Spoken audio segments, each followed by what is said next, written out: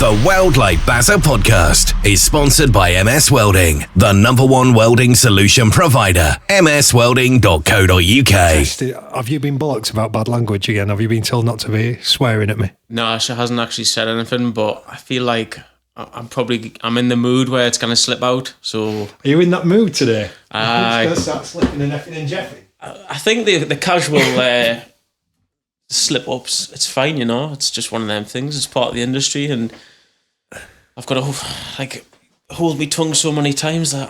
Well, thanks for dinner, mate. That was awesome. It was lovely, wasn't it? Really good. I like me Marks and Spencer's dinner. One of the best.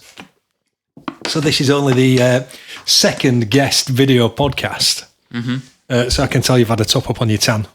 I don't use fake tan. She actually asked us last night, do you want us to put it in your face? I was like, what did she? Oh, aye. She did, aye. I feel I'm always in the sun anyway, so, but I definitely don't fake tan, just for the record.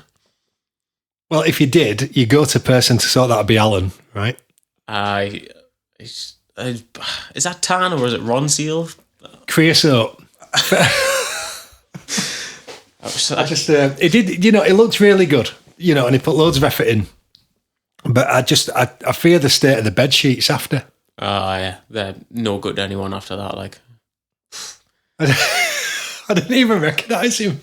It's one of them, isn't it? I know he's, when he's been away, like, so obviously I think that was a local event that he done, wasn't it? So he would have been in his own bed, but he's been away in the past, and it's been like he's had to take his own bed sheets or something. Because can you imagine the cleaner coming in and seeing the state and wondering what's gone on? What's happened? Yeah, like something like off American Psycho or something. Years and years and years ago, before Oliver and Oliver's mum, I dated a female bodybuilder, and it stains everywhere. But it stains you as well. So I'd wake up and there'd be like shitty brown marks on my leg, and I'd be like, where the f*** does this come from? She's really bad for Beth at the minute for fake tan, like, you know, on the toilet seat, just where our legs have been. My bedding's all white, so that's totally fucked now. I was just making the bed this morning, and her pillow is just like disgusting. Does she like fake tan? She's quite pale. Like like for blonde, I do all right with me tan. You know what I mean? Me legs are good tanned off the bike and that, but she's like so pale, so she's constantly battering it. On a night out, even in the winter, she'll wear like a polo neck or something, like going out. She's like, will you put fake tan on me back? I was like, you wearing a jumper? Like, what's the point? And then we're having an argument about it. She said, well, I just want to look good. I was like, you look lovely from the neck up. Do you know what I mean? It just ruins me bed sheets. We once had a female rep coming here. My dad was still alive and she used toilet, and she was upstairs for absolutely ages, and afterwards he went, just been up to toilet, and there's two massive like brown leg marks on the toilet seat. That's what mine's like. Oh, it must have been fake tan. It's not easy to come off either. Like, my dad bought a new toilet seat. That one was stained. But how's stuff been going, buddy? Because I know it's been busy, and I know that LinkedIn were proper kicking off Saturday morning. It was like the Wild West, wasn't it? It was like I've never seen it so intense and so aggressive as it is at the minute on LinkedIn. It's gone very much Facebook-like now. I feel it has. I think it's not going to be long before it's not the place for business anymore. Nah, that's the problem. Like in Facebook, it got very personal, and then you got like people have to step in with like certain regulations for like hate speech and all that sort of stuff.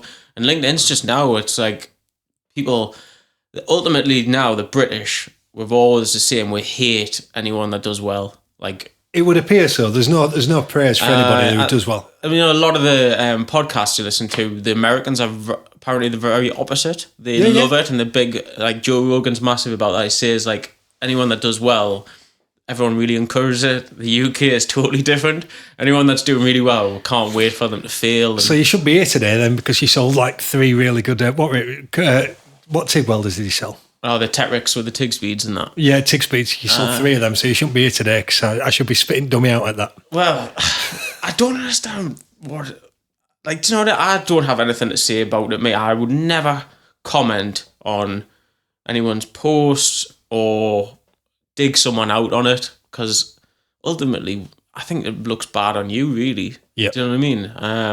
And then a couple of the screenshots that I was sending you was like people full on naming other people and all that. Falling out over contact tips. Like what's going on? Like, and people kind of saying, well, before you have a look at that, you should be having a look at this. it's just like people have lost their head now. Like, do you think it's because things have been a little bit of a struggle this last couple of months, well, this last year in industry? Because I think it's had its up and downs this last year in the industry. I don't think it's been plain sailing for everybody, but it does seem to be quite aggressive. I don't know if it is partly because of that, but I think it's a society change as well, that people are bringing like they said, the social media aspect and the hatred from other aspects is slowly leaking into a professional platform. I've seen a couple of people have definitely had a drink on a night and started putting stuff out there, and then you go back and look at it and it's not there anymore and they've regretted it. And I just think everyone just needs to chill out. Like, I think it's funny the amount of sales reps that don't like pick up an email or a message over the weekend, yet they'll go on LinkedIn on a Saturday and a Sunday and spend hours on there clicking and liking everybody's posts on a Saturday and a Sunday.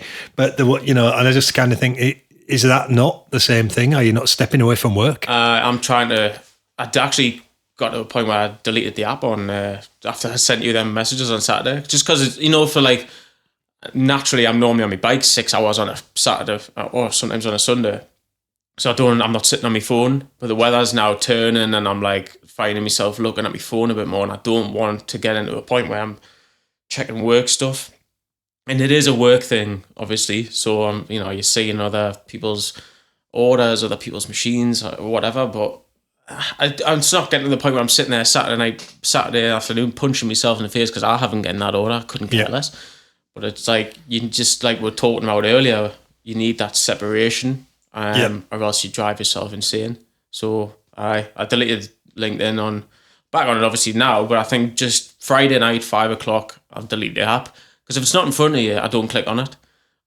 It's the same what I did with Twitter and Facebook. I haven't had Facebook in about 5 or 6 years. On a personal level, you don't have Facebook? No, 5-6 years ago now. Really? Oh yeah, I'm gonna. And do you think that's been really good for you? Oh, massive. And Twitter, I got rid of Twitter last year as well. So this year, I haven't looked at the news this year once. Like, and sometimes you say, have you seen the news? I'm gonna clue what's going on, mate. Like, I know what's happening in my life, the people who's important to us, my friends, me and you get on really well. Other than that, honestly, I don't really care, like, to be honest. Like, not that sounds bad, and probably people think, well, you need to know what's going on, and you do, but it got to the point where, the whole Russia-Ukraine thing, I sat and watched Sky News till 5 o'clock in the morning, like, waiting for something to happen, and nothing happened. No. And then you get to the point where, can I solve this myself? Like, watching, like, you know what I mean? I used to watch videos of 9/11 going, oh, God, I reckon I can work this out and how the buildings come down and all that sort of stuff, and it used to drive us insane. So... Nah, I'm much more happier now. And you don't think about that stuff when you're on your bike now, obviously. Nah, you don't think about nothing on the bike. So what was Saturday? What were your record on Saturday? My phone's filming. I think it was yesterday, actually. What day was it now? Monday. Which one did you sent me a picture? And yesterday. You'd beaten that guy. Oh, aye. So there's like little segments on Strava, and it's a healthy amount of competition. So there's little like areas of like the northeast where you want to get the quickest time.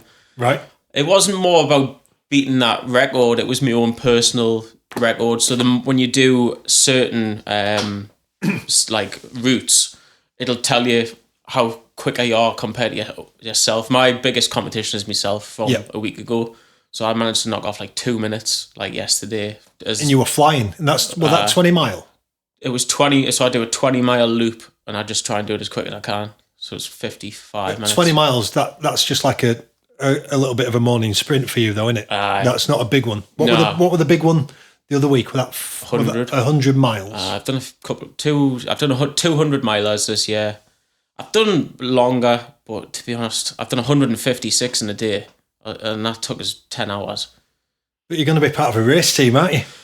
That's the plan. I mean, have you signed up? Have you accepted? No. Well, the guy's away. He's going to Italy for 6 weeks cycling. So I've got a couple of. I'm going to try and organise a Teams call with him because he's a nutritionist as well.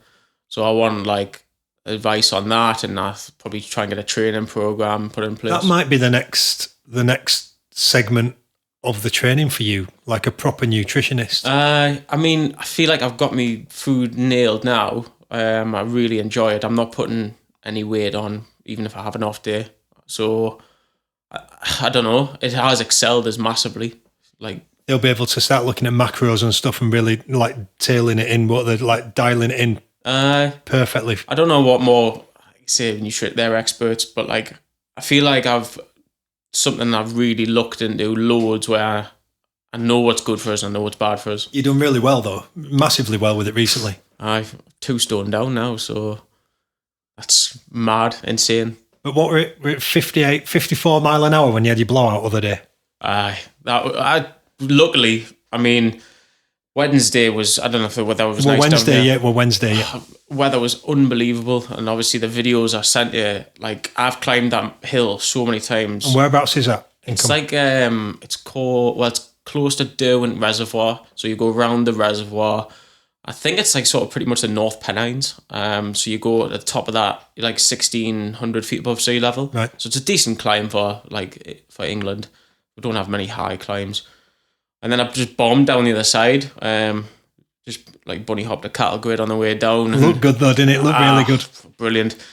Got to the bottom, no problem at all. It's a bit sketchy. Like I think it's about 17% gradient going down, so it's steep. So you pick up speed pretty quickly. I knew I had a little hole in my tyre, but it's got fluid in, so it seals it. So like I didn't really think about that. Got to the bottom, I had some food, jumped on the bike, and then went to go, and it was just gone, popped. So I'm thinking, so naturally I didn't take any inner tubes with us. Because that's not cool, is it? Nah. No. Nah, it doesn't look good in the back pockets. So my dad used to have a bum bag. Don't you have a bum bag? Nah, if I'm away, like say when I was in Mallorca, there's a little like saddle bag underneath your seat, but I ain't putting one of them on me $8,000 bike. Nah, I'd rather puncture and walk home. You're not vain, are you? Nah, not at all, but I just think it spoils the look of the bike, doesn't it? So I had to, I rang her dad and I said, come and get me. I was like, where are you? He's like, I'm just going shopping. I was like, is there any chance you could just come to Blanchland? Where's that? I was like, he went, is it near Ponteland? I was like, nah, it's a bit further away. A bit further than that. It was a half an hour drive for him. But he says, can I bring Emma? He's missus. And I went, you've only got a small golf. And I was like, that'll be fine. I'll just take both the wheels off it. So she was in the front, he was driving, I was sat in the back. With your bike on your knee like this? My bike was over me shoulder like that with both wheels off. I had a wheel there and my shoulder, because there was no space in the car. Quality. So that had to drive to, I think it was her mates, to drop a birthday card off. So I'm just sat in the back with my bike looking like an idiot. What do you reckon's a new sign? It's giving you a right halo. Like when you see, you're going to have like this golden tan on your airline. It's nice, like. Really nice. I like Bazza. Aye. It's quality. Shout out to the company who wanted to overcharge it to get it done. Yeah. It does look classy. Shouldn't even shame them. Can't be doing that or we're getting shot. It's nice. What's new? EWM new? There's got to be something new that I don't know about. You know about everything, man. Well, obviously, for anyone else that doesn't know, we obviously got the React process, which is... It's based at automation. Mm-hmm. It's an automation based... That's when you're going to get the very, very best out of it. Yeah. When were we over in Germany? Me, Johnny and Alan went over a couple of months ago. And it was at the pro... They didn't really know what to name it back then. It was going to be Cold Arc Extreme or something. Cold Arc Plus. Cold Arc Plus, yeah. Plus, not Pulse Plus. Not Pulse, yeah, Plus. So there was that name, but I think they wanted a new concept, so they came up with React. Because it is a new... Although it uses a secondary and it'll use very similar software and hardware to the Cold Arc process, it's a huge step up in its development, isn't it now? Yeah, definitely. They've got like a big launch, not a launch, but it's obviously been released, but they're having all sales partners and branch managers, etc., over in Germany for like a, where everyone can get together and really understand the process so we can go out and push it. Of course, it's on the week that I'm on holiday. Right. So, you're sending me then. You're sending me out. Mate, if you want to go, it's for invites for all sales partners. So if you can go, you're more than welcome. But I missed the like sort of webinar on it because I was on holiday. Yep. And then I'm gonna miss like the big in-house show because I'm on holiday. So everyone's like, "Oh, you're taking too much time off." This was my second big holiday this year, but I've been having like these half days here, half days there. Yeah. Always out on your bike. Or the barbers, that takes a lot of your holiday time. Nah, that's 9 o'clock in the morning. That's so it's me. You don't normally start till 10:30, do you? 9:45 normally. I've got to get the barber in, like, because luckily I got this done, like, because honestly, my hair was just like a bit of an afro going on, like. Oliver said to me, he said, "I need my hair cutting before I go back to school on Monday." I'm like, "Why? It don't look too bad." He said, No. He said, "If I leave it a few more days, it's going to be bad." I can't. He's like, "Oh," and then we walked in. Lisa were there. "Lisa, you've got to make sure that." So I don't know what's going on today. Do you know what it is? I'm not like. It's not the fact that I'm vain and I like my hair like this. It is generally for the bike and all that, really, because aerodynamics. I just hate the feel of it. Like, and when you go outside and like, well, you won't know, but when the wind, when the wind catches your hair and you're just like. I've been like this for years, like, and when it does grow back, I just look like an absolute twat. So I can't remember a time when you had it was like jet black, wasn't it? It all started when I had a girlfriend and she pissed my dad off one day, and it was like, "You need to go get a skinhead. She won't like that." He said, "You go get a skinhead," and he said, "She'll get rid of you." And I said, "She won't." Anyway, I had a skinhead, and she liked it, so I ended up staying with her for a bit longer. But and then it just never grew back. But when you took it right down, and I've heard that, like, so like it did recede, but now it's right bad.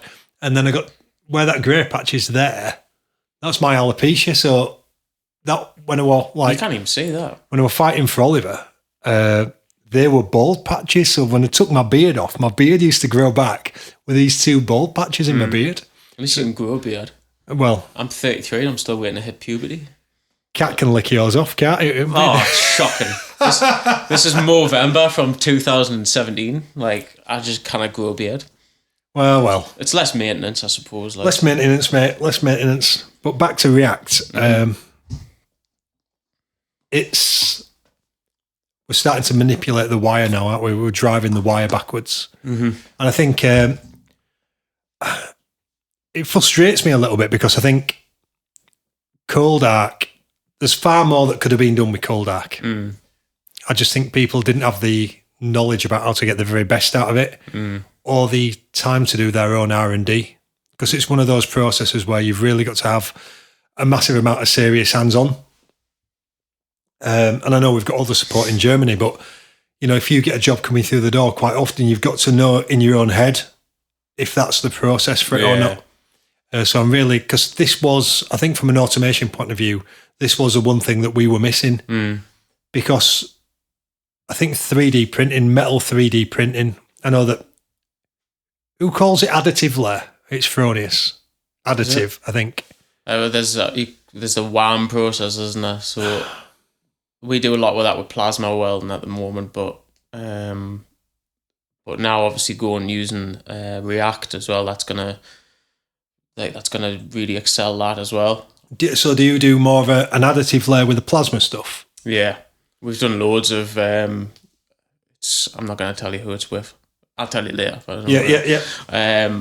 They've done a lot. They developed their own software, like a path to finer, etc., all that sort of stuff. But that's mainly for like titanium wires and that they've been doing it on because the waste costage. I think the majority of people that's doing like a 3D printing thing, it is on titanium. Yeah. So there's the plasma welding side's been going for quite a number of years now. Just because we didn't have anything else, but until now it's going to massively change. So, like I say, you've really got to understand the process. And I haven't had enough time to just sit and get me head around everything enough to say, like, this is what it is and that's what it is. And I'm not going to speak when I don't have the knowledge because you just get found out. So the idea of is it now that obviously, well, I'm going to miss it because I'm on holiday. But, really sort of sit down and like understand everything about it, the practical side of it and all that. And looking at all the info, it looks like it really does excel from, that very, very thin sheet material kind of thing that Cold Arc were initially really good at. Then it were really good at gap bridging, obviously, root stuff and stainless steels. And then with Cold Arc and Pulse, it were really good on dissimilars and where we wanted to, really achieve a good cold zone, but as well as having that extra power of the heat. I think with this, that did you show me a video and it was like zipping down at some horrendous speed? It's quick. It says on the website that you can achieve up to 100% faster travel speeds, which is ridiculous, which is going to pull your heat affected zone in. But it's all to do with, I think it's going to be purely the stability of the arc that you're being able to maintain. I just thinking about how they're going to do that in conjunction with synchronizing the wire is like something else. Yeah. But again, who's our head of application that posts on LinkedIn? Is it Boyan? Yeah. He was saying that it's like really good in stainless steel applications. Yeah. Boyan will probably be heading up when we were in Germany, he was doing a lot of the talks. I think he's now head of automation as well. Right. So there's been a bit of a rejigging over there, I think. But he'll be the one that's really presenting it over there. And I've had a couple of emails with him about a couple of customers in the UK who might be interested. But I think, we've got the Germany thing, but we'll no doubt we need a UK event as well. Yeah. So I'm looking into that at the moment. That'll be good. We'll get someone set up at our place. I've not dazzled you yet. Let's just look at that, eh? I'll definitely have a tan after this. Like, look at all your teeth are like whiter than white, mate. Did you watch any boxing on Saturday? Don't let me down. Don't say you didn't watch it. I'm not paying pay-per-view prices. Like, I'm not tight, right? But I am a little bit. I'm not paying to watch Anthony Joshua fight because I've said I don't like the bloke. Not that I've got so much respect for him, because anyone who is getting to that level has my ultimate respect. But I think he's lost the plot. Like, remember when he was such a nice guy? I don't remember that, but no, like in terms of media personality, he seemed to be very humble at one point. This is the word that was battered out for. But if anyone knows before, he was a bit of a tearaway. So I think he sold drugs. He was and I think that side of him starting to, because he's lost the plot and he's like been battered a few times. I think the old side of it's starting to creep in, where he's getting a bit like frustrated.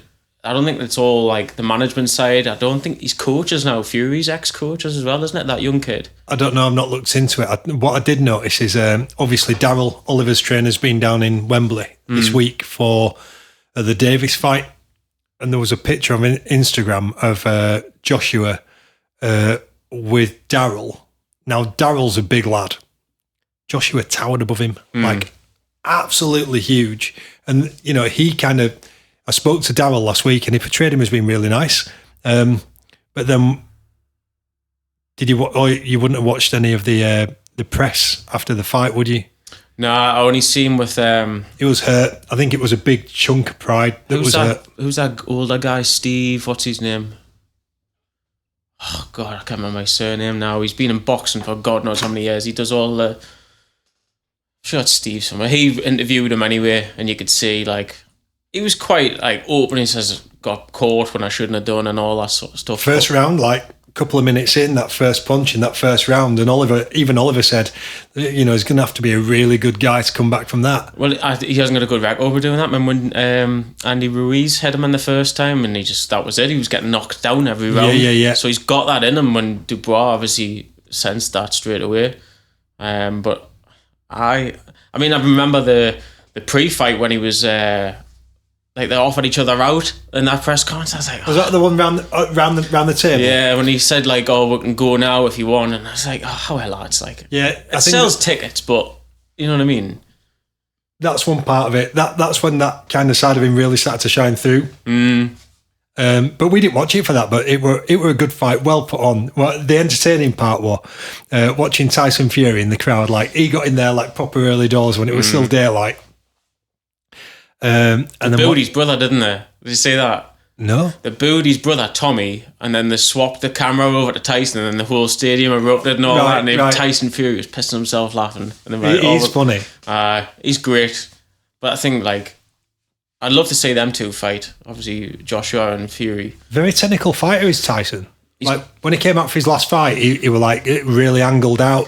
He kept his chin on his chest for pretty much the majority of the fight. He got rocked in that fight though, didn't he?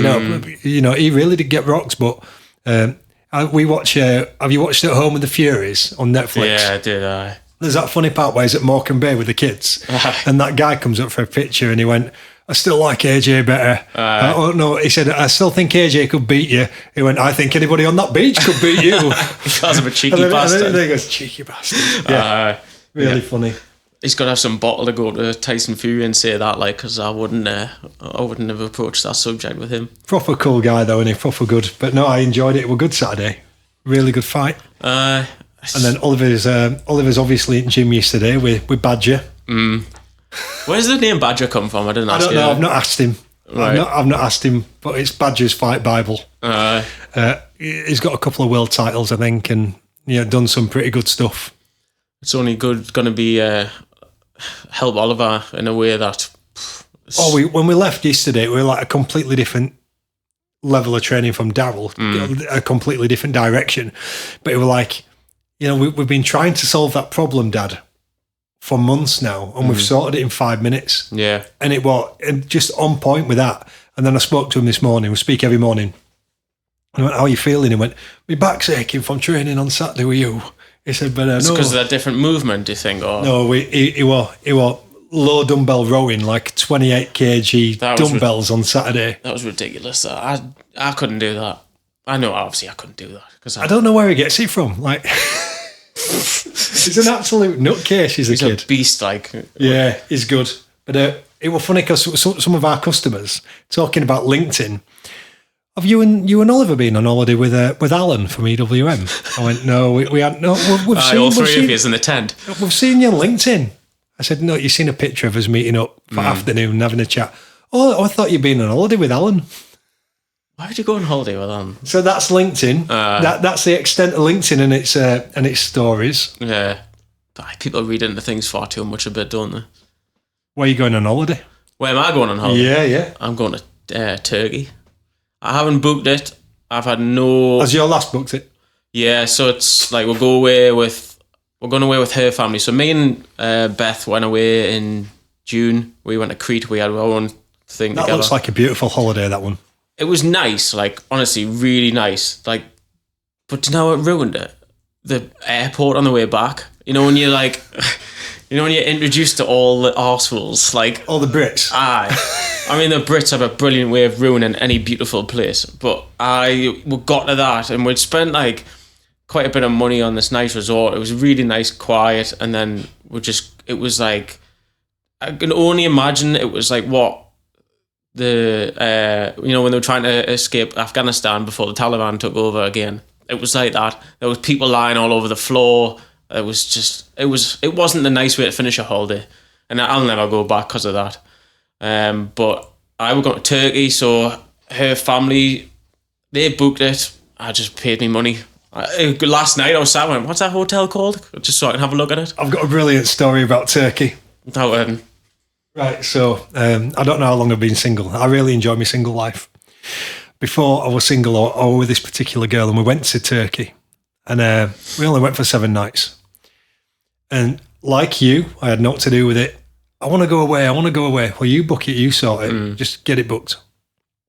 So we flew out, and I'd never really been bothered about Turkey before. Not for any other reason other than, I just wasn't really that bothered. And we went, and the hotel were like 45 minutes away from anywhere, which is all right, all inclusive. That's what she wanted. She was a big drinker. She enjoyed that. First day, we just made mates with loads of Russians and loads of Italians, and then she just got pissed. And then towards end of week, let's go out for a dinner to celebrate end of holiday. So we had to book a taxi. And it's, you're British, don't you, when you've got your final night's dinner's outfit ready. And you're going out with your brand new shirt. I'm going to wear that for my dinner out last night. And brand new trainers, brand new jeans. She had a big posh frock on or whatever. And let's just categorize this. She went into fitness, right? At all. Like a gym. What's a gym? I'm not off at gym. I'm not going to stop drinking anyway. So taxi were late. So we had to phone. The taxi driver turned up and they were like, I don't normally come this far out. So I'm thinking, how far have you come? And he said it had taken him about 50 minutes. So we were like one of these little Peugeot people carriers. So we get in and we're in back and we're talking, we want to go to town and we want to find somewhere good to eat. And she wanted to do some shopping because apparently everything's made in Turkey. Or maybe copied in Turkey, I don't know. And so we're on, and it's like a triple, quadruple lane bypass motorway thing through the middle of fucking nowhere. And car starts slowing down as this taxi, right? So it's red hot. It's like fucking 40 degrees. And this taxi starts slowing down. I'm like, what? There's nowhere, there's no to slow down for. There's nothing to slow down for. Like there's not very many cars on the road. I can't see anything. There's nothing to see. And he starts mumbling on and he starts saying stuff and his English were really bad. And he pulls over and I went, what's wrong? He went, I've run out of petrol. But so I said, right, okay, have you got a petrol can? He went, no. So in true Bazza style, I pushed a taxi 1.7 kilometres to the petrol station in my brand new shirt that I bought for dinner. You can imagine it was just like a wet bag over me by the time we got there. She just sat back at car laughing all the way there. And I pushed it 1.7k, this taxi. And he even fucking charged us when we got there as well. He even charged us full price. But yeah, that's just, I don't think I'll ever go back to Turkey. This wasn't in Turkey, but it reminds us of something quite similar. I was in Malia as a 21, 22-year-old. You're not much older now. I'm 33 now, you know. I'm older than I look. Got ID'd not. Well, I told you last year when I got ID'd.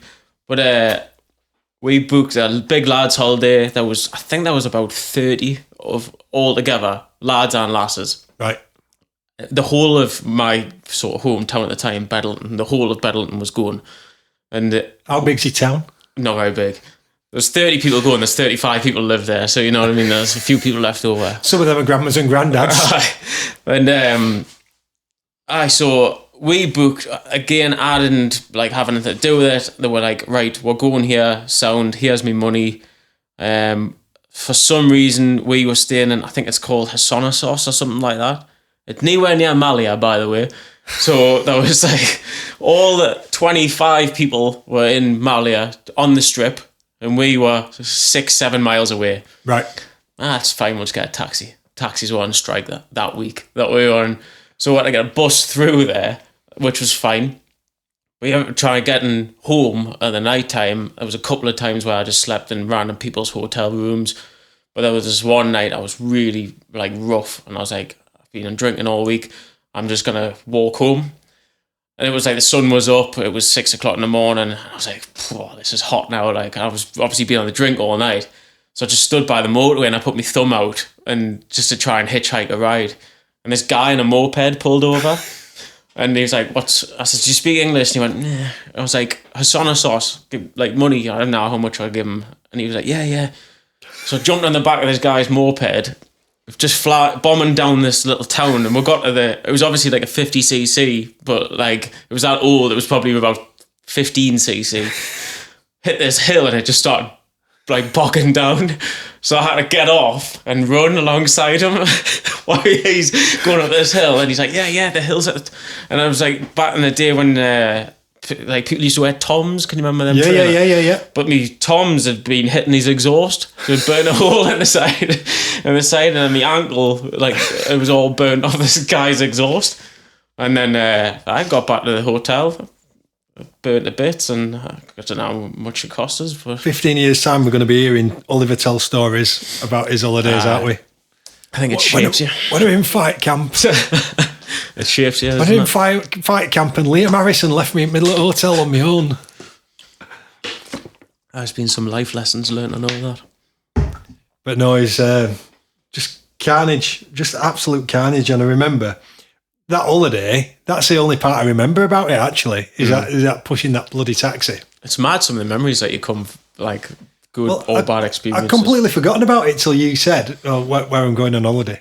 I've never been to Turkey either, so... it's a beautiful place. We paid for... it was like a Jeep safari. Right. But again, we had to the Jeep picked us up. So because we were so far away, it picked us up at like crack of dawn at morning. 45-minute journey to this town, and everybody kind of congregated. I think it cost us something like about 50 quid each. But they took us like right up mountainsides. We went to waterfalls. We went to open rivers. We went out for lunch. Really like something else. And the food were really, really good as well. But we had a massive water fight. So they were like, if you imagine long wheelbase Land Rover Defenders, so that won't be the 90, it'd be like the 120, the 110, with the backs cut out, with roll bars put in.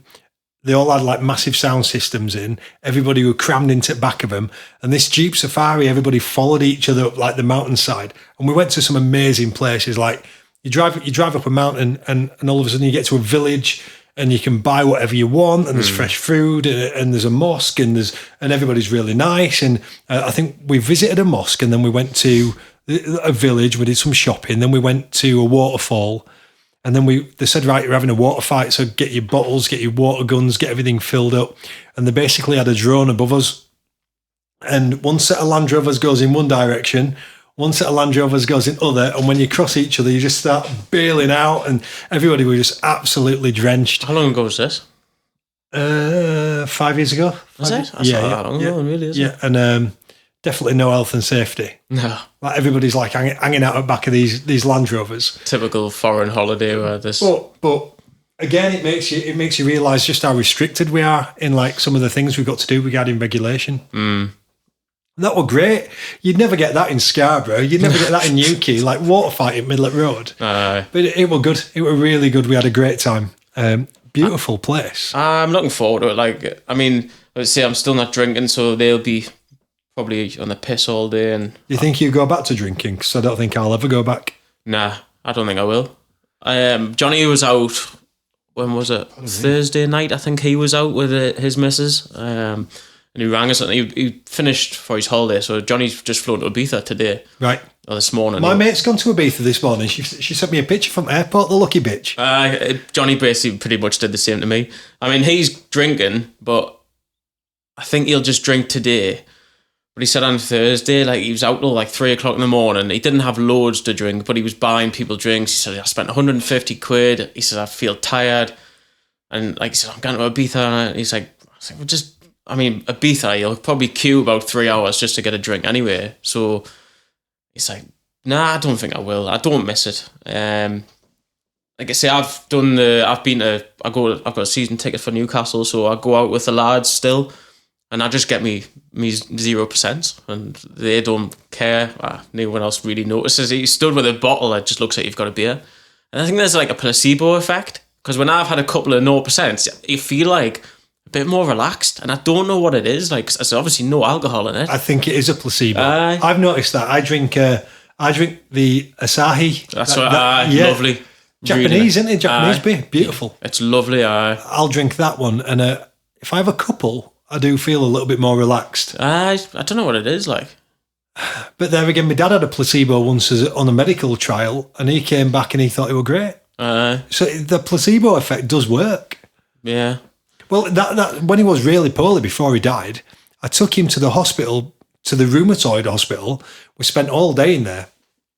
And I was sick of not knowing if he'd spoke to a doctor or not. And I asked to speak to a doctor, and he said, we can't inject your joints, Malcolm, because, with your platelet problem, you're going to bleed out. You might have a problem. He said, but we're going to try you on this drug. We might not know if it's going to work or not. We'll probably know within 6 months. So that particular day, my dad's pain was that bad. I pushed him in a wheelchair. We didn't have a wheelchair. I kind of got him out of the van, and wheeled him in a wheelchair. He walks out. What? But it was a placebo. He walked out they don't. If they said that it had taken at least 6 months if that drug had have worked for at least 6 months for him to see an effect. He walked out of the hospital. Oh, look, I feel great now. Did he come straight to work? Yeah. I remember one day he came out of the hospital and he must have rang our place. I picked the phone up and I always had the same crack, how you feeling and all that. And he'd tell us everything that's been going on. I was like, bloody hell, Malcolm. And he's like, do you know what it is though? He says, I just wanted to get back to work. I was like, the last message I've got from him is on the Thursday night. He died on the Saturday. Well, he died on the Sunday, but when I got there on the Saturday, he'd already had the major bleed. On the Thursday, the minute I get out of hospital, I'm going to get you some staff. I can't wait just to get back to normal now.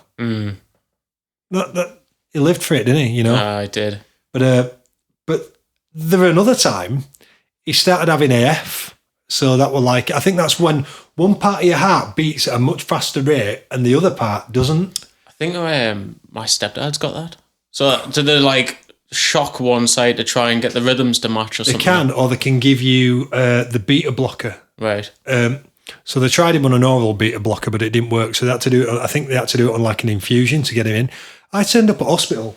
There he is. Look, that's after.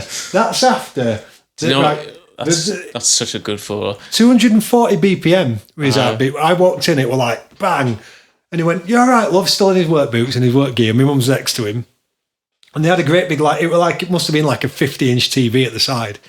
I'm looking at and I'm thinking, how's his heart still in his chest? You all right, Dad? Oh, I'm all right, love. Yeah, they'll get this under control. Don't worry about it. They've been talking to somebody, and they're gonna give me it now in an infusion. And I don't think they got home till 4 or 5 o'clock in the morning. And he had a couple of, and it came, that picture is when he came back. Send this to Big Ollie. Let him know that I'm all right. What a beast, man. Just a machine. You should get that, and like, when Rogan's got a guest on and he's saying like, oh, have you seen this? And then it just like pops up in the screen. You should get something like that. Or like when he only says, Google that, Jamie. Like all the time. We're going to have to get Oliver in at school holidays. Oliver, just Google this, Oliver. Just Google that. Oh, you can go into such a rabbit hole doing stuff like that. Well, me and Johnny do that. We drove home from Taunton a few weeks ago. Where's that? South of Bridgewater. So it's like a 7-hour drive for us home. So we drove home and we had oh God, that Chris Williamson on Modern Wisdom. We had an ex US government official on talking about Trump and all this sort of stuff. And me and Johnny's just sitting there in complete silence while listening to this episode. Like, and then we're like, do you think that would... Why didn't I Google it? So we like then started reading into things. 7 hours, like just of that sort of stuff. My head was battered by the time I got out of the car. Like, what about the one that you sent me? And you went, I got home after listening to a Rogan one. And our lass said she thought I'd seen a ghost. That one, that screwed me up for about a week. What was he called again? Louis something. He was a ex-Pentagon... Louis... it was like a Mexican type... Louis Elizondo. That was Elizondo. Elizondo. So I don't know the full story and the intricacies, but I think he worked for a particular division to look into the UFO phenomenon. And I've heard a lot of the story before, and that isn't what did it. The thing that got me was the part that I pulled over. I had to like leave the workshop, and I went and sat in Max and Spencer's car park for 10 minutes and like got my breath back. I was like sweating under my armpits. And he speaks about the ultimately, you know, I know everybody in the industry must just take the piss out of my UFO kind of beliefs, but he was speaking about it with Rogan, and he said ultimately, I think there's a much bigger picture. You know, the spirituality, the connection, the consciousness connection with it all. Stuff that everybody seems to be asking the question now, but you know, we still seem to be millions of miles away from the answer. He said, but the point of it for him was, and it was such a similar situation to my dad. And I spoke about it with my mum after you said. And he said, Louis was saying that his mum she was poorly, and I think she was pretty much in a coma. And the family were there, and they were called in, and I think it was like, you know, everybody needs to get here now. It's not far from the end.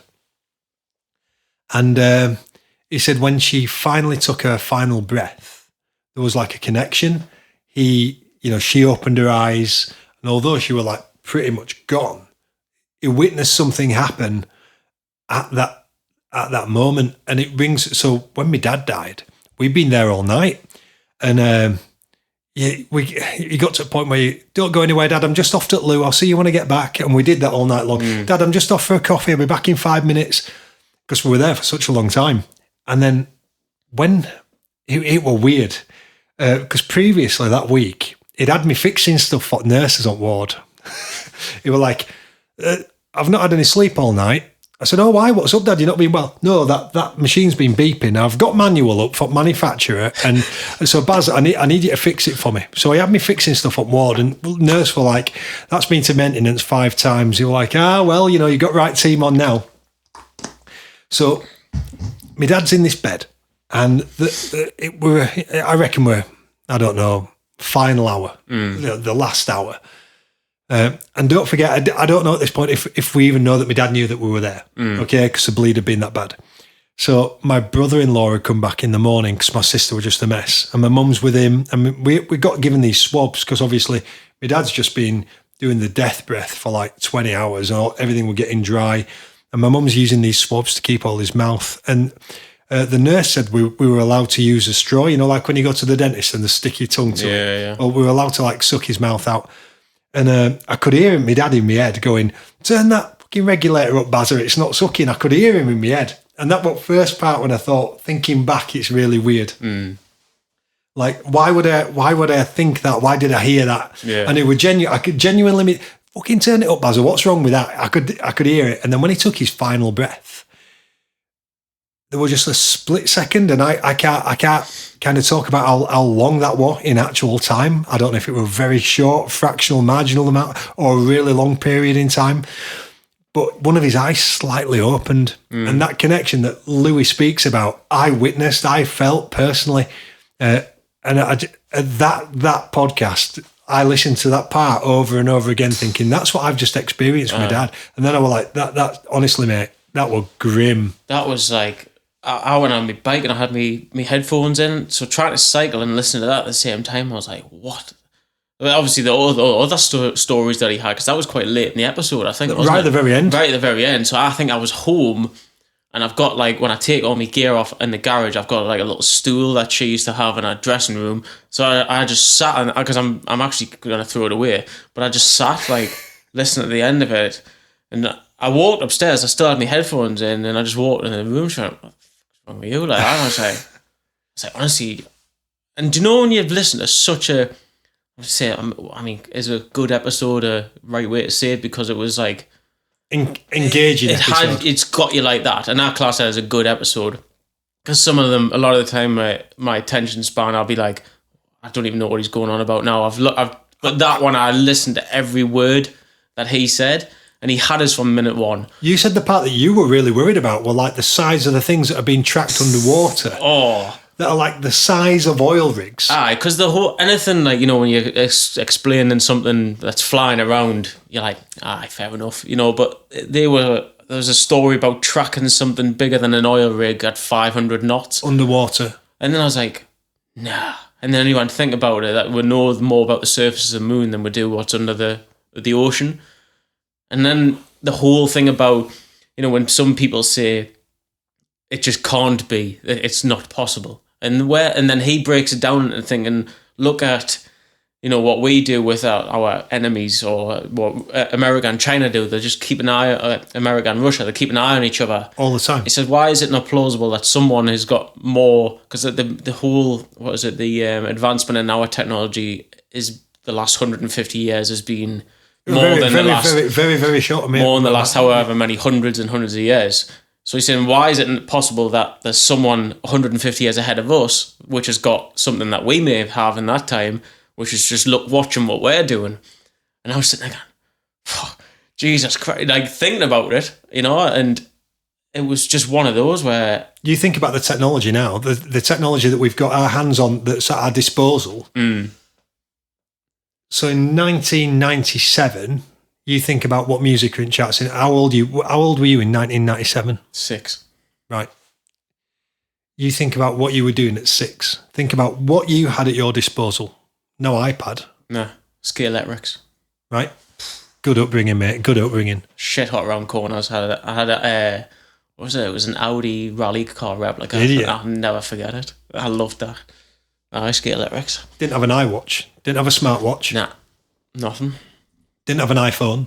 Well, no, iPhones would have been 97. Nah, it wasn't 97. Was it not? Nah, my first ever phone was a Nokia 3210. And that would have been 12. I had a Sony Ericsson, so yeah, and I didn't get a phone till... Remember the Walkman phones? Yeah. And then you had the Nokia N95, which was the first 5 megapixel camera. I was 16 when I had that. My first Nokia with a camera were like a brick. It was like and it had a keyboard on, I think.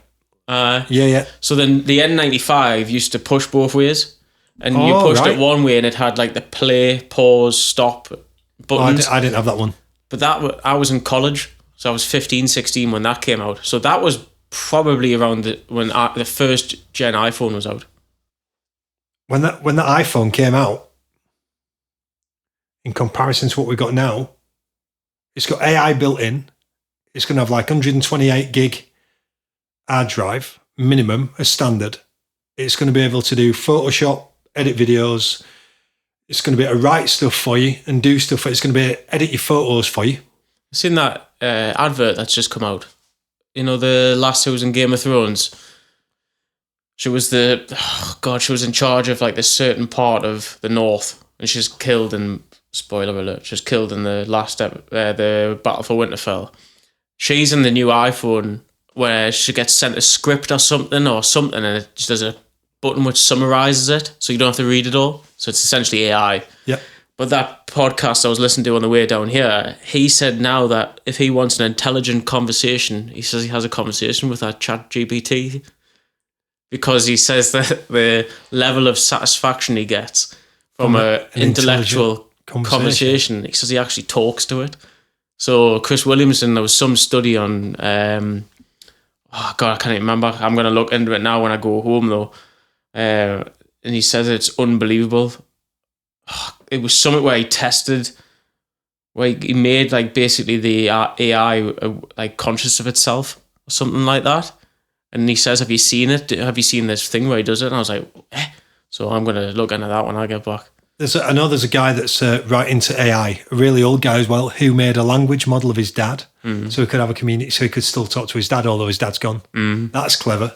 You think about the stuff that we can potentially do, all brings you back to this fact that, you know, a lot of people's kind of belief in the UFO phenomenon and the not just the UFO phenomenon, but like the technology side of it. It comes from the fact that React is going to be able to 3D print stuff that we never imagined out of steel, out of materials that we never thought we were going to be able to do it out of.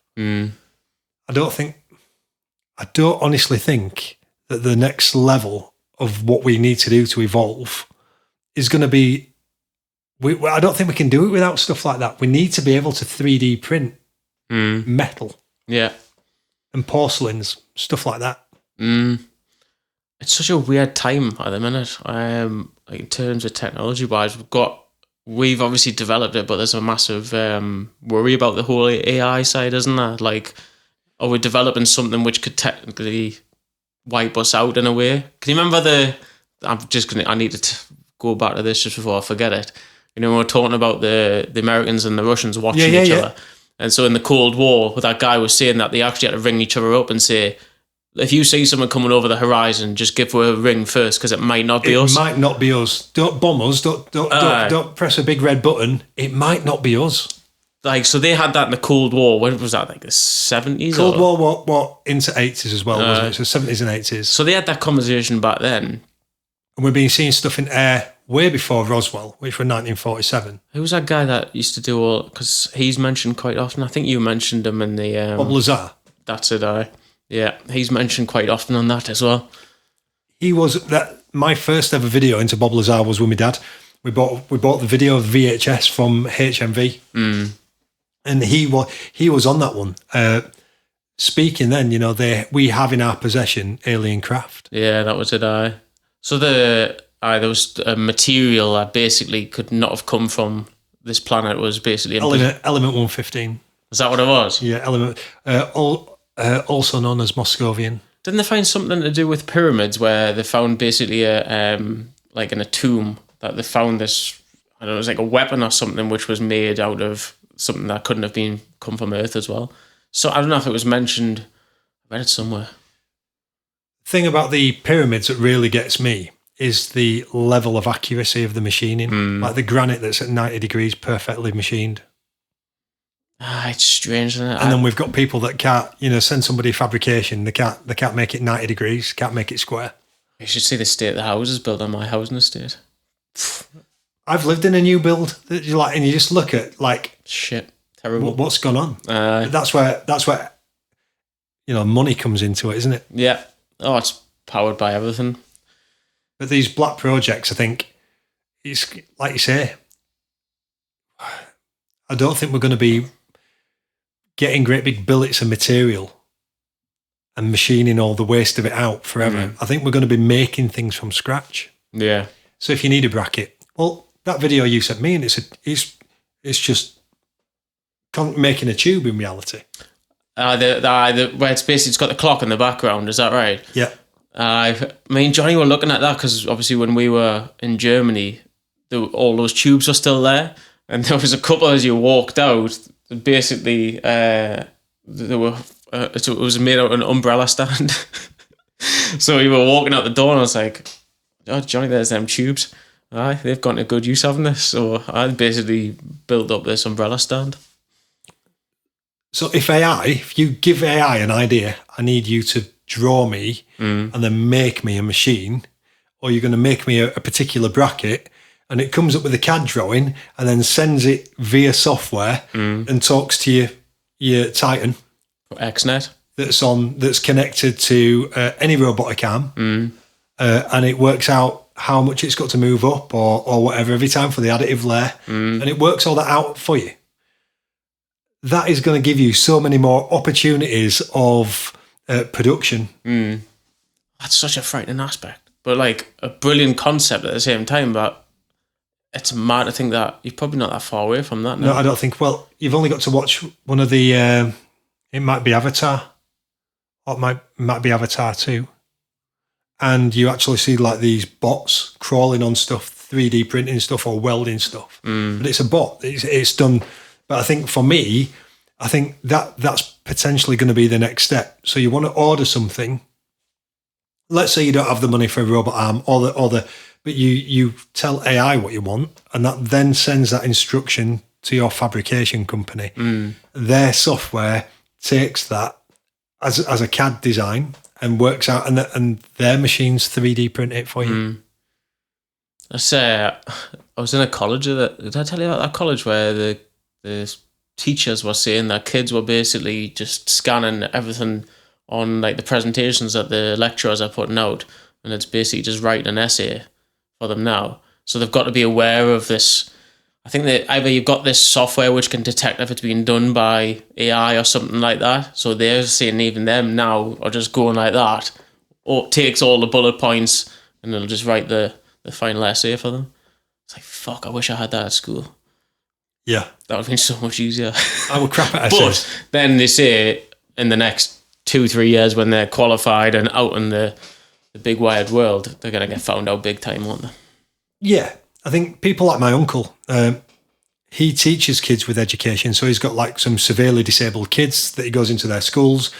But he's managed to get them a qualification by giving them the tools to do their own work. Yeah. So she wrote, there was a particular girl, she couldn't write or whatever, but she managed to write a full essay and got better grades than other people because he said he took away the hurdles, the problems. He just gave her the tools to be able to actually write speech to text, the essay how she wanted it to be. Yeah. So she got a better grade than other people because he took away the limitations. And I think that's what we need to do. Yeah, and it comes back to welding kit.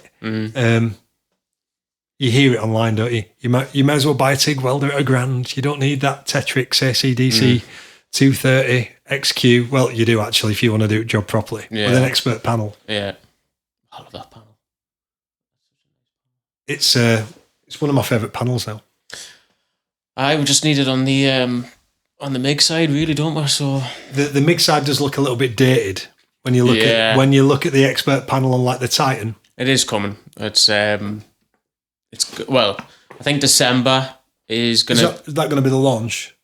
Only for external remotes are gonna have it. So you could have the old panel but buy a new external remote. Yeah, that's one way to do it.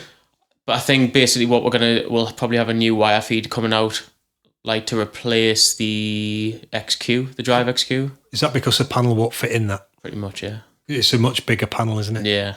I went to that company the other day. We're doing their calibration. They didn't buy their EWMs from me, and I ended up giving them like some hands-on. I'm like, "You've not got your machine set up. Let me give you a bit of my time." And I was going through the panel, and even when you go to like the help on the settings, and it's all actually built in, that's so helpful to people. Yeah, I think that's really good. And I think that could probably evolve as well. I think some people are scared of using it at the same time. So you hear it all the time now, where people want simplicity. I just make it, if that's what they want, I just make it really, really simple. Yeah. That's the beauty of that panel. I only really push. I shouldn't say this, but I really do push that more than the standard comfort panel. But the comfort panel is good if you. Comfort's got a place. It has if you've come from the 2.0. If you want to go. Or you've come from something not even that good. Yeah. The next level of the expert panel might just be too much. Yeah, but if you or somebody, if you have the extra money, then it's definitely worth investing in that panel. Where's your next stop after being here with me? Where are you going next? Are you going home, or are you nipping around the corner to some undisclosed suspect? No, I'm going home. I'm going to Glasgow tomorrow. So what are you doing in Glasgow? What's going on? I can't really say it. Can't tell me, can you? Nah, I'm a man of mystery. Few words. Nah, I mean, I'm definitely not a man of few words, but you've just got to be. It's one of them things you kind of give away all your secrets, can you? So otherwise, somebody will hear it, and there'll be 9 people knocking on door. Exactly. We'll have another LinkedIn escapade. No, I've got something good coming up. So I've got that Tuesday, Wednesday, Thursday back in the office. Friday back in the office, and then Monday I'm going to Inverness, and then I'm on my holidays. I've got a challenge for you. What? So you know your little air freshener? Yeah. You've got to get like a picture of it like over the next few days at some like really cool places. And I don't mean it's shithole, right? on toilet handle. I'm like, you've got to take some pictures of it in some right cool places. I can definitely do that, like, and post it to me. I think I'd be surprised where I could get some photos of that then, like. I don't want to know, especially if it's on holiday after a night out. Oh, I could hang it from some. If I get a picture of you pushing a taxi to a petrol station in Turkey, then that'll be fun. With that hanging off his indicator or something like that. Yeah. Are you? Do you think you're going to sign up to this race team? Probably, because I'm at the point now where I'm weighing up the potential damage to myself and bike if I crash, which is more than likely. Because if you're in a scenario with that, there's a lot of high speed people trying to push in and all that sort of stuff, and there's pile ups, and I'm just at the minute like, that doesn't frighten us, but I'll think more about the damage to my bike. So gonna effectively not yourself, or in fact you might have 12 week off work. Nah, I couldn't give a shit about that. It's like if my bike, you see, yesterday I watched the World Championship time trial, and Jay Vine, the Australian kid, got it really bad. I mean, this is just a time trial, so it was only him, but there was a little tricky descent, and I think he got it massively wrong. And if you see the pictures of him, he's in a bad way. So that's just him on the road by himself. What's it going to be like with like? Well, like you say, like the main peloton is 180 of those, but the racing that I'm on about doing is like crit racing, so it was like, I don't know, 30, 40 guys. Still enough to run into you, especially if you're up front like you. But then not be like, I mean, I'm not experienced in racing, but you've already got those people who might not necessarily be that experienced, and the line might be wrong, and I'm a pretty good bike handler in my own opinion, like. But I'm gonna have to do a Rogan and go for a piss, mate. I never. That's I needed that. That's Jay Vine at the weekend. Jesus, he looks like he's been absolutely smashed to pieces. It's bad. I mean, to be fair, he got back up and finished, so fair play to him, like. You think Is it inevitable that kind of thing is going to happen if you're racing at the level that you're probably going to sign up and race at? I mean, I've had crashes and I haven't raced, so it's inevitable. And if you want to win, then you've got to put yourself in some positions that people, there's just a gap. I'm going to go for it. If someone else is going for it, then see who gets there first, basically. But I think if I don't do it now, I'll regret it. My dad's been pushing us for years to get a number on me back, so I think it needs to happen. Aye. We can get some MS Welding t-shirts made for you, mate. Well, I'd need a skin suit or something like that. So I'm looking forward to it. Like, just opens up another door to explore into, you know. So I think it'd be really cool for you, buddy. I think it'd be brilliant. The fact that, like, I mean, you know, like we were saying earlier with endurance and all that, and it's not really, you know, age is just a number, and I'm 33 and all that, but I'm faster now than I was when I was 25. So, and cycling's one of them things that you can go for God knows how long. The people in them races are in their 50s and they're beasts. I think one of the guys that I used to do a lot of running with, he didn't really peak, and I don't even think he's peaked yet. He didn't come into his prime for the endurance kind of stuff until he got to like 49, 50, and then he was doing like 50k and 100k non-supported runs. The guy who does my me sports massages, he does 100-mile ultra marathon runs, and he's probably early 50s. I think I don't know what it is. I don't understand the fundamentals behind it, but it's an age thing. Like, I don't think it's something you could do at like 21. I don't know, because like you've got the people, like there's kids now winning the Tour de France at 20 years old. I think it's just like, if they're obviously, people are capable, but the longevity side of it, I don't know. It's one of them, you know, we were talking earlier about drinking and all that. It's amazing how much you can still do even after like punishment that you've put your body through. So I'm looking forward to it, like, definitely. Are we having this? I'm gonna have me hot shot. This is the for everybody. If you're listening and you're not watching, you need to watch this now. Cold pressed shot. I've not. I have had one of these. You told us to get this in? Aldi are doing like a rip-off version of it, but Aldi's version is not as good as this one. Well, they not just have a lot of sugar in and that? It don't make you pull funny faces like this one does. Okay, now. That is my favourite one. That I could have that all day. I didn't think I could have it all day. Like, fucking hell, it's made my skin go red. That's only the second one I've had. My eyes are watering. Oh man, they're my favourite. Oliver, like, he smashes some of them before training. Jesus. Yeah, before he gets in the ring, he'll smash one of them in the van, and then he'll slap himself about a bit. Then he's like, "Oh, make sure we got some of them in van, Dad." Getting them, was it them smelling salts? Have you seen them? We were talking about that the other day. The videos, Rogan has them on all the time, and he hasn't even got them out of the box, and you can smell it through the box. And everybody's like, but he keeps going. Have you seen Theo Von? When he did it, he just has funny. A hit for it. Oh, he's got serious. He's funny. He's funny, that guy, isn't he? He's class. But he's like, I'm just gonna have another go at it. I'm like, why? I like it.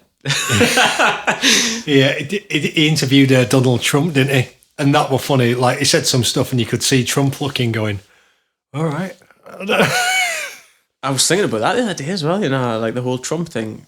Like, imagine if that was all caught live on TV when they tried to assassinate him.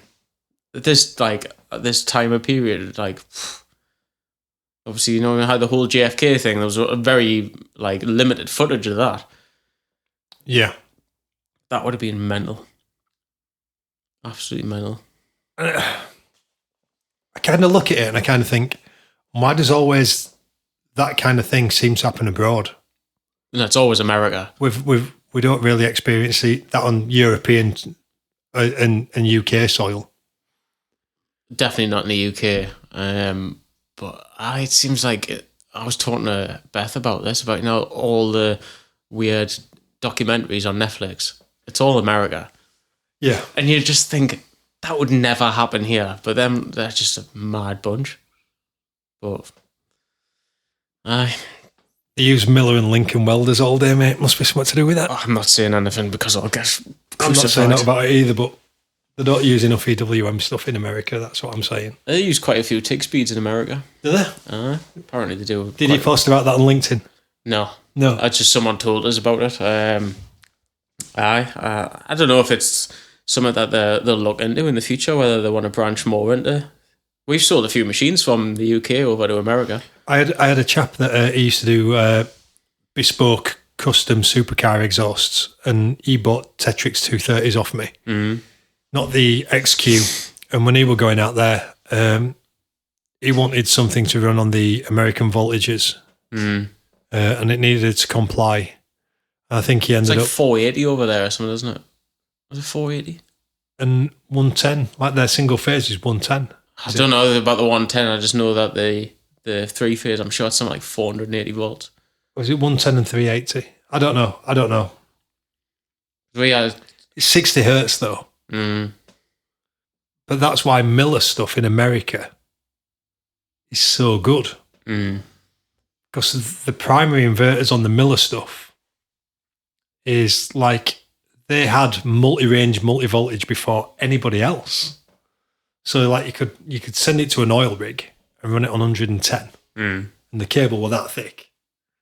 Or you could put it on. You could run it up to 600 volts, and it just had this really big, wide voltage range that you could run them within. And Miller had that 15, 20 years ago. Some of the XMTs. After I think it was the 350, were the first time that I'd experienced this wide voltage input. And I think that's purely because of the American market, like proper suited to that market. And I don't know if Lincoln do that, but Lincoln's got such an established name for the pipe side. Like every big kind of welding rig, every big kind of welding truck that you see where the guy's got his welding truck and he goes out to do welding jobs or he works on a pipeline. Majority is a Lincoln or a Miller machine on it. Yeah. It must be a lot like smaller market in terms of competition over there for, there's loads of brands now at the UK going for it. Yeah, UK seems to be overly saturated. I often look at the UK market and think, is there any room for anybody else to try and bring something else in? I can imagine from a customer's side, like how you even make your mind up, like because potentially you could be looking at 4, 5, 6 machines. And then if you look at the marketing from all of those, like somebody probably pays a marketing team to do a really good job, and then that company markets their machines but slightly differently. And then you have a look online and it does a price comparison, and there's 10 single phase machines that you can take a pick at. Or there's 10 400 amp water cooled welding machines that you can take your pick at. And apparently on paper they all do the same thing. Yeah. They've all got a synergic curve. They've all got a synergic curve. Marketing, you've got to be so careful. I think I had this conversation with Johnny. He was saying, "Oh, well, it says it does this and it does that." I was like, "Yeah, but it's not going to say it doesn't do this and it doesn't do that, or else anyone's going to buy it." Like that's what marketing is. Like, yeah. Like I was saying, can you imagine a salesman going in and just saying, "No, this is a pile of shit, mate. Do you want it?" And the customer's going to say, "It's $5,000 cheaper than everybody else's, but you'll want to sell it in 3 months' time." Exactly. Like marketing's, you've got to be careful. Just do your research and speak to people who's got them. I think we've got a really good product, an EWM company anyway. Yeah. I think for me, obviously, like, my background of the John Deere side as well. So I've gone from there to another like high-end brand, and I think it makes my job so much easier just having a good product behind you. Obviously, price is factored into it quite a bit, but I think selling a cheaper product is much harder when you're used to selling such a high-end product as well. Like, if somebody comes over the counter and there's absolutely no way that they're ever going to buy an EWM machine, not even a Pico TIG, not even a Pico MIG. They want something cheap. Believing in yourself that the cheaper machine is going to do what they want is really hard. Quite often they're the kind of sales that I'd walk away from. Obviously, I work with like loads of other different sales partners, and who obviously dabble in a bit of other things, and I'm not going to name brands or anything like that, but they just say like sometimes it's not worth the headache from all the problems that they get from other places. And I say I'm not going to comment on it, but I wouldn't want that stress personally. The problem is in that market that everybody's got access to the machines. It doesn't matter what brand it is. There doesn't seem to be very much loyalty anymore. They will give it to a company if they open up a mile away from you. You know, somebody else is going to have the access to the same product. And that's just causes masses of dilution, but it's a race to the bottom because, well, company B round the corner is going to sell it for £5 cheaper than you. Well, I'll sell it for £10 cheaper than him then. You're just driving down your own So all the market goes to the bottom. Yeah. And then when something goes wrong, because it's a cheaper machine, it's made in a cheaper way. I'm not saying that cheaper machines aren't any good. What I'm saying is ultimately that there's a corner being cut somewhere. Either it be in R&D or production or using cheaper parts to be able to compete at that price point. There's got to be something. Yeah. You know, got to be something in that machine for it to be, you know, affordable at those price points. If I've then got to break off a job that I'm earning money at, to parcel that up or phone the guy that's going to collect it to send it back under its warranty period and then send that back to my customer and deal with the crap that I'm going to get from him in the short term, it's much easier to walk away from it, I think, and say, this is what I offer. This is why I offer that. Yeah. If something did go wrong, I'm not saying that every single machine that we sell has never gone wrong with a problem, but if something does go wrong, we're going to be able to look after you. You know, and there's enough money in the profit margin in it to make sure that you're not going to lose out. It's not about making the big money. It's about the fact that you will lose out the minute something goes wrong if you've cut your nose off at the price point. And that seems to be forgotten at the minute. Oh, it won't go wrong. Oh, it's not my problem when it does go wrong. Well, as a sales, I mean, I've done both now. So obviously my background was a service engineer. Sometimes as a sales guy there, well, if it goes wrong, it's the service side that'll sort it out anyway. And obviously because I've transitioned, people will still ring me if there's a problem. Yeah. Like we had it with that Titan, you know, you say, what's this? And I've still got to retain that knowledge and I've still got to care about it. I can't just say, well, obviously I've got Ben at our place. Ben, that's broken, go and fix it.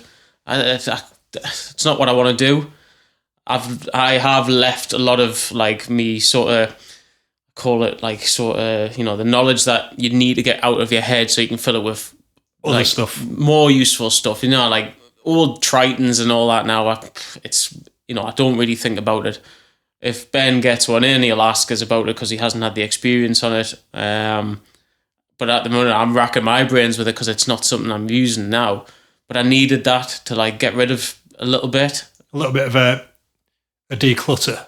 Mental declutter. Yeah, just so I can sort of make myself a better, not sales. Sometimes I don't like the word better salesman. I don't like the word salesman in general. I think it's... it relates to as like car salesman, and there's some people on LinkedIn that come like the car salesman type thing. That doesn't sell well, I don't think. No, and something that's getting at me at the minute, it's getting under my skin, is this valued customer thing. I use existing. Valued, I don't know. But everybody seems to be.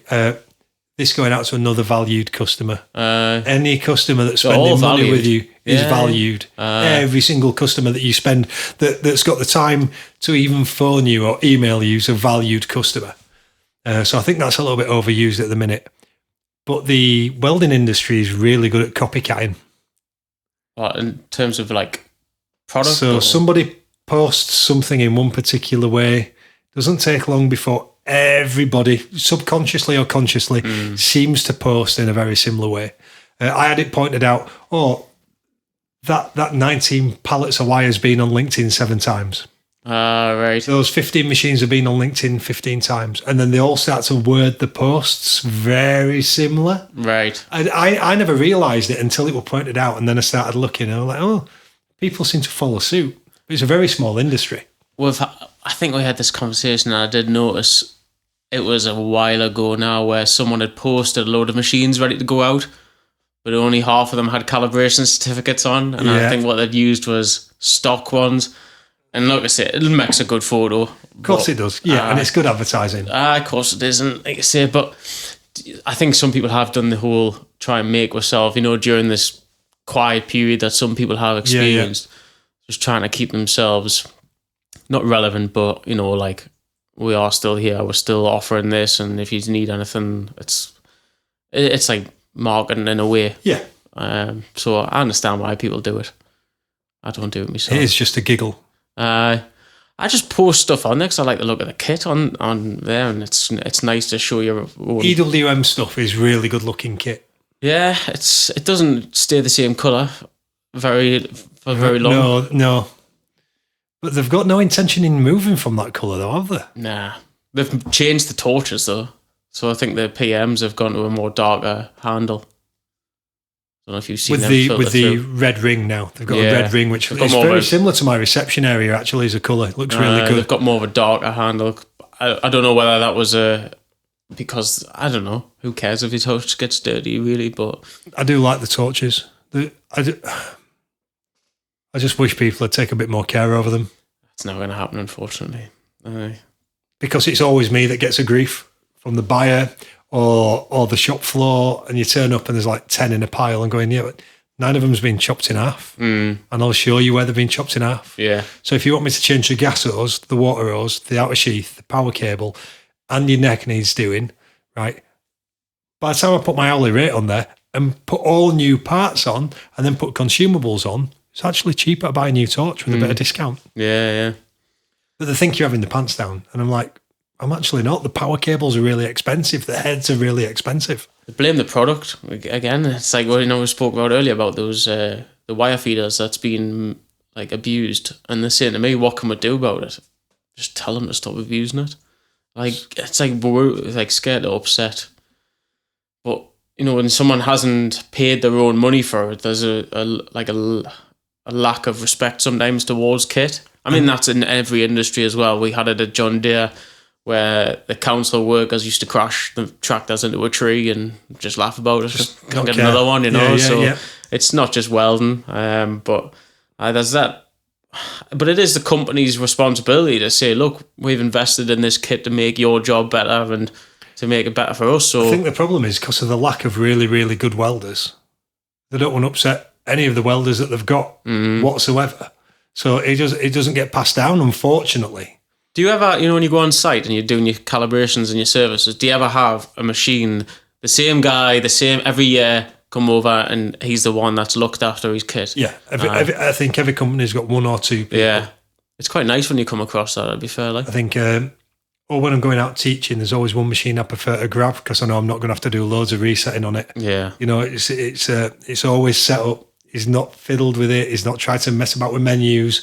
Or have it set to a 3.2 tungsten. It were a 1 mil. It were a 1 mil tungsten with 0% start current.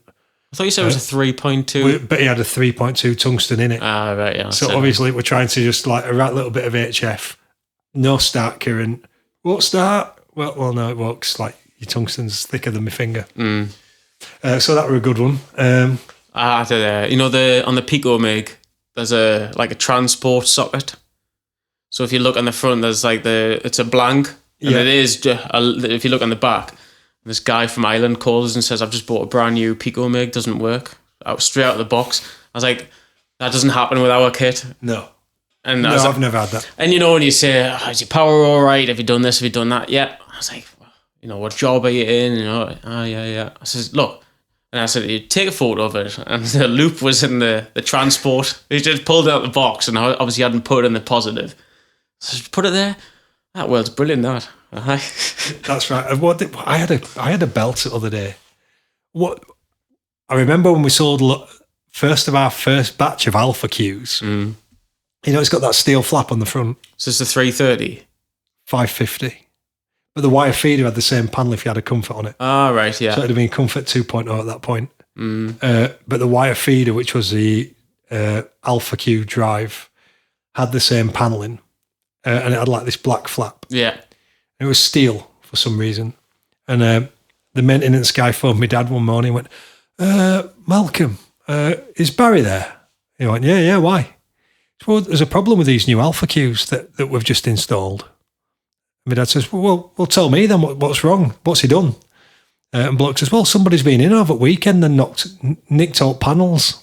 Nicked out buttons out panels. And my dad went, what? He went, yeah, somebody's nicked all my buttons. I can't see my settings. And my dad was like, there's like a steel flap. This guy in charge of maintenance. Like, this is their maintenance engineer. And so, I'm really glad it's not just me that gets it, but... Maybe it was one of them, was said earlier, when you're just you've got that much going on, you overlook some of the simple things. Maybe it was a bit of that. He overlooked a lot of simple things with that guy. He used to, I've blown this machine out and that fan don't work. And he stood there with blower, like fucking leaf blower, full belt into a fan. It's like spinning at like 1 million RPM. And I'm like, yeah, you just blown your suppression diode in that, pal. That's never going to work again. I think the most common for me is just people not changing the job numbers. Like, that happens all the time. I mean, a lot of places are using the same material, but there is quite a few like swapping between wires, and they never change it. And I've just put aluminium on instead of stainless, and it's not welding properly. And they just haven't told the machine. What are you experiencing with consumable quality at the moment? Like not like tips. I'm talking about like wires and electrodes. Are you experiencing stuff's hard to get hold of, or are you experiencing like there's big discrepancies in like quality from one batch to another?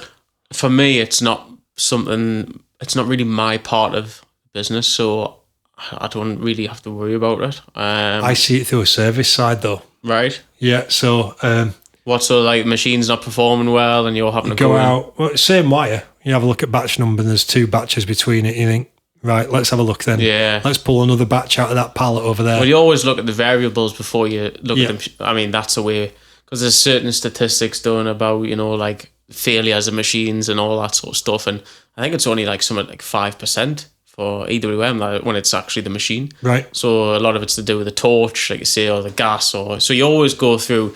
Paul used to, when I first started, Paul was the one that used to go through it all, and I used to watch the way, and I like sort of just copied that mentality of saying, well, why are you using what gas and all that sort of stuff. And we even got to one site and it was a regulator on the bottle. Yeah. It was knackered, so it's the process of elimination really. So I have seen it recently, like, well, they were okay last week.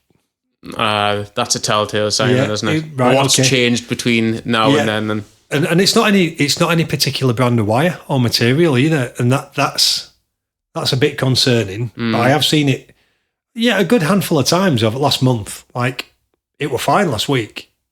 Just do me a favour, take that roll of wire off, put a different roll of wire on, or on a machine that's set up quite tightly on a synergic curve and trimmed in for a particular job. Then they changed the batch of material. Machine's just not welding like it used to do last week. What have you changed? Whole new batch of material and the coincidence of changing the wire at the same time on a different batch. I've noticed that recently, and it's really had to be redialed in. It wasn't with wire. I think we had a problem up north with the gas. There was a supply issue, and the quality side of it was... Gas can sometimes be a real bitch. Quite inconsistent. I don't think people understand just how important the mixture of the gas is to the synergic curve and how much of an effect it has. Yeah. Obviously, like how much argon to CO2 you've got in there changes the atmosphere around that weld completely, and changes a massive dynamic of the arc. It changes it massively. And that's why you have different synergic curves for different mixtures of gas. Yeah. Getting that through to some people. And I think that's because on some of the budget machines or the cheaper machines, predominantly it's a very broad synergic curve. So you might have to run a synergic, like our stuff, to be fair. You're going to run it at 0 on the voltage trim. You might have to tweak it a little bit. Yeah. Like, it's not uncommon for some of the cheaper machines to be running at like +6, +7, -6, -7 to try and get it to weld because it's such a broad curve. Yeah.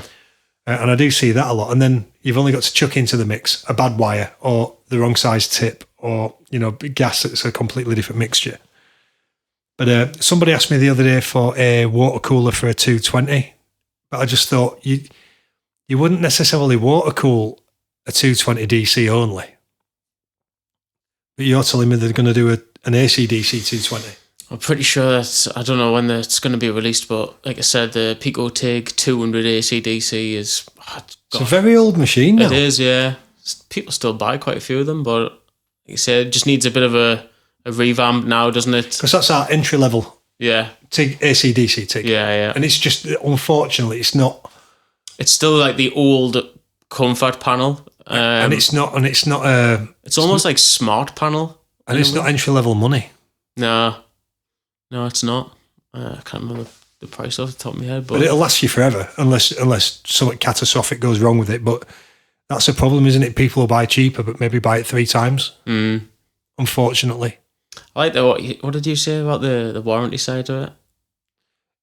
Yeah, so if somebody comes to you and goes, "Well, this company, let's put it into perspective of 2 cars, car A and car B.